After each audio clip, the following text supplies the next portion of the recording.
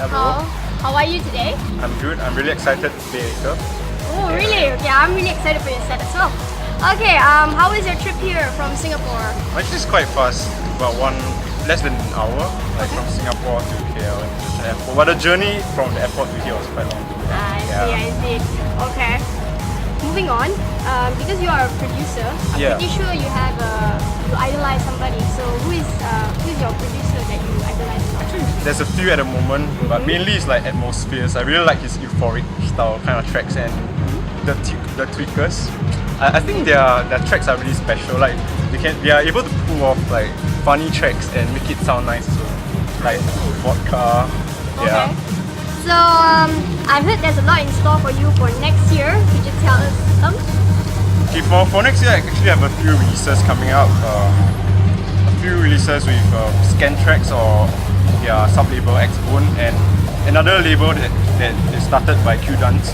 They just started the label. It's not functioning yet, but from next year they'll start this label to support like smaller artists like myself, and also I might be performing at India's first hardstyle festival, Hardcore Invasion India, but it's not confirmed yet.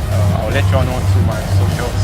Okay, cool. Hopefully you'll be confirmed, and that'll be a really big milestone for you. Yeah, because on the stage there's Anger Fist, Miskate, and Radical Redemption, which are one of the top three sort of hard dance producers in DJ Mag. Yeah. Because you are currently producing, do you actually play any instruments? The only instrument I play is actually the recorder, but which I learned in like primary school. But I think not learning an instrument helps because you are not bounded by rules like chords or whatever. But although they might come in handy, but you tend to like experiment more because you don't know what are the rules, so you just try anything and whatever sounds nice goes. Yeah. Okay, alright. So how would you describe your sound? I describe my sound as euphoric, and I just like to blend, like experiment with different kind of styles, reverse bass, the hard kick, and even some raw if I feel like it.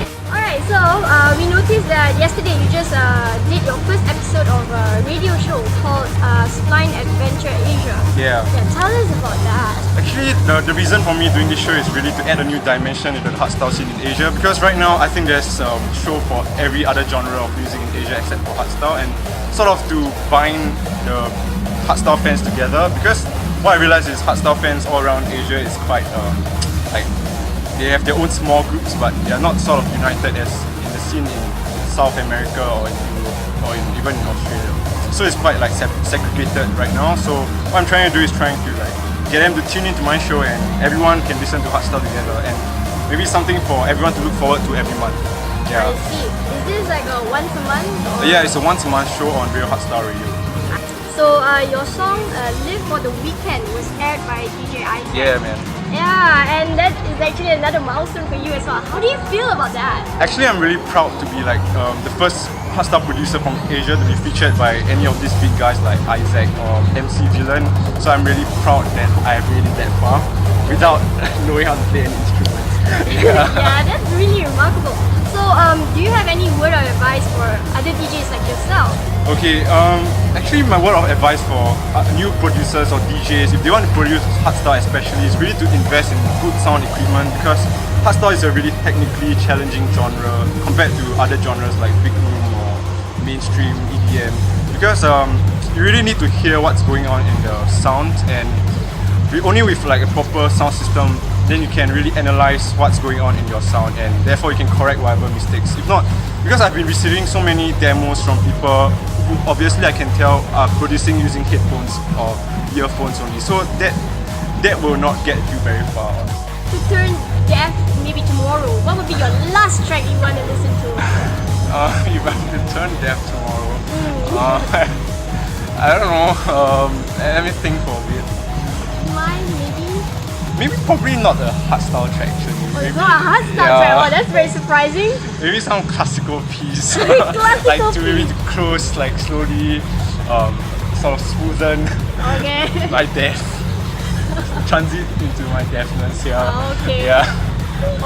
So what are the three things you can't live without? Probably right now my friends in school and my family, who has constantly been giving me support in terms of music productions, and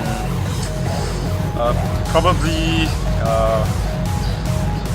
my studio because that's what I use to make my music and get my thoughts, how I express myself to the world. Okay. Yeah. Alright, thank you so much for your time.